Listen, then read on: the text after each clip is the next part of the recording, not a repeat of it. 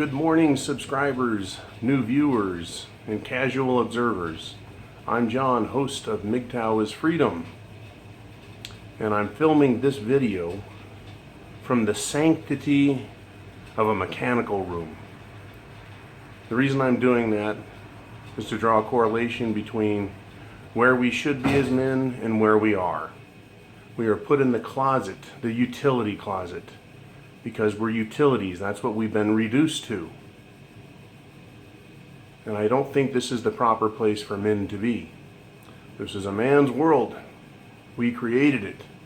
We have the testicles and the penis. We have testosterone. It is our natural born right to lead, to create, to conquer. And we're not doing it anymore, not collectively. We may be doing it individually here and there, but not collectively. I'm here to teach what I can, learn what I can, and inspire where possible.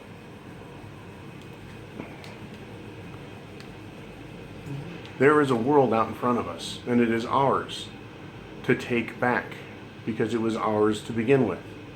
And we've ceded that authority to a paper tiger. I would like to tell a story in the form, I guess, of an allegory. And it has to do with regaining our birthright, regaining our individual right. And I'm going to use the story of David and Goliath. David and Goliath. David, a boy, was at home, and he heard that the giants had come.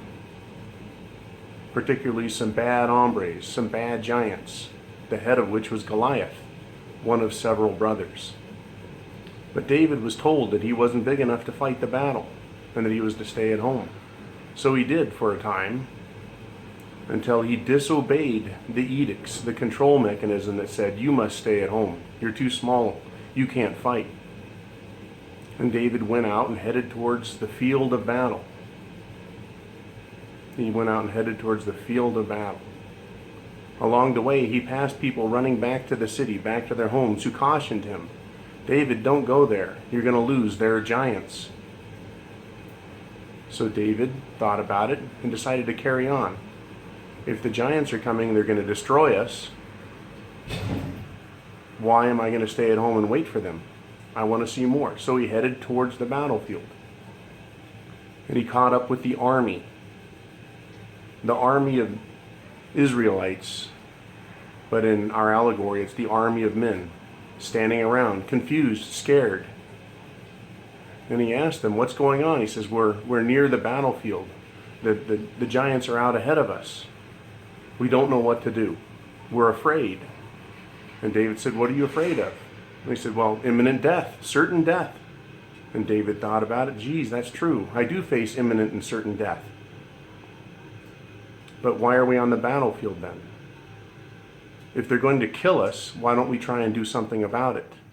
And the men said, we don't know what to do. We're afraid. So David stepped forward and moved to the front. And there were the leaders of the opposition to the giants. And he said to them, what are we doing here? And the leaders said, what do you know, you small boy? And David said, I know I've made it this far. What am I going to do now? Am I to return home like the others and hide? Am I to stand on the battlefield without a plan and be confused?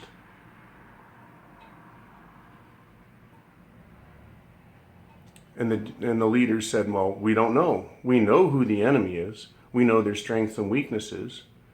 We think we can negotiate a deal with them, but we're not too sure. We'll probably lose anyway because they're giants. And after they get close to us, they're just going to kill us. They're going to take everything we have of value, and they'll enslave us. So David said, let's meet the enemy on the battlefield. And they said, no, we don't. We'll lose. David said, I don't believe that. And he walked ahead of the leaders. He left this house. He left the city. He passed people along the way. He joined the army. Then he stepped up with the leaders. Then he stepped out ahead of the leaders and he faced Goliath. He looked at Goliath, and Goliath was indeed an awesome appearance. He was fierce sounding and fierce looking. But David wasn't afraid. If I'm going to die, I might as well face the enemy as a man. And he got a closer look, and he realized that Goliath was merely a paper tiger. He merely appeared to be big and powerful. David used the power of his mind, his intellect. He used the skill of his hand and the strength of his body. And he had practiced and honed those skills with his sling. So he picked up a rock and he measured it and decided that's an adequate sized rock. And he put it in the sling and he took aim and he let loose the missile fly and struck Goliath in the head and killed him. Right? Knocked him out. And David killed him. Goliath is feminism. It appears to be huge and unstoppable, an unimaginably powerful juggernaut. But it is weak. It is weak in the head. It is weak in the intellect. That is the allegory in the Bible, and I've added to it. And then I've applied it to feminism and masculinity. Even a little boy with his intellect and a sling and his muscle and his will can defeat feminism. We need to join it on the battlefield. We need to go after it. We need to slay feminism. If we do not, it is going to kill us. It is going to take our resources and it is going to enslave us the same exact way. The same exact way that Goliath and his brothers and their army of miscreants, were going to use intimidation and the brute force that they had and fear to control the Israelites, and there was going to be that same fear that was going to control us and defeat us, men. It's our fear that defeats us, not the enemy.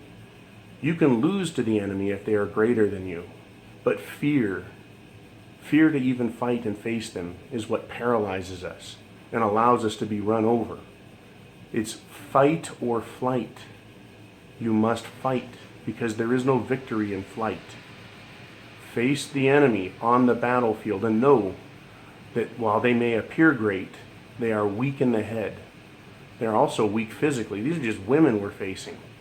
They are emotionally weak. They're physically weak. They're intellectually weak. Face the enemy because you don't belong in a utility closet working for them as a slave. You belong out here. This is your world. Step up and take it back. Make it a great world. Make it a world where men can be men and women can be women. But first and foremost, you control yourself. You control your own destiny. You control your own life and you control your own mind. This is John, host of Mgtow is Freedom. Have a great day.